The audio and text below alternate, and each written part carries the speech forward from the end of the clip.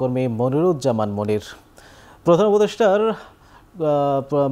প্রধান উপদেষ্টা কখন বক্তব্য রাখবেন, আজ তার কি কর্মসূচি রয়েছে, বিস্তারিত জানাবেন।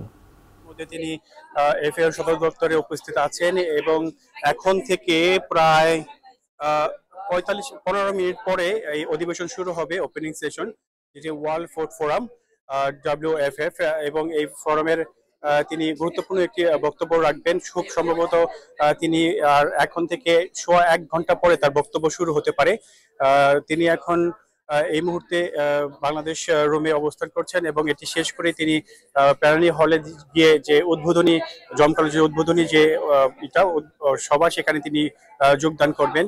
এবং আজকে ইতালি সময়, স্থানীয় সময় 12:15টার দিকে তিনি এই এফএওতে প্রবেশ করেন। এখন পর্যন্ত তিনি বাংলাদেশ কর্নারে অবস্থান করছেন এবং তিনি আজকে বক্তব্যের মধ্যে তিনি বাংলাদেশের কথা এবং বাংলাদেশের কৃষি উন্নয়ন এবং অর্থনৈতিক বিষয় নিয়ে তিনি আলোচনা করবেন।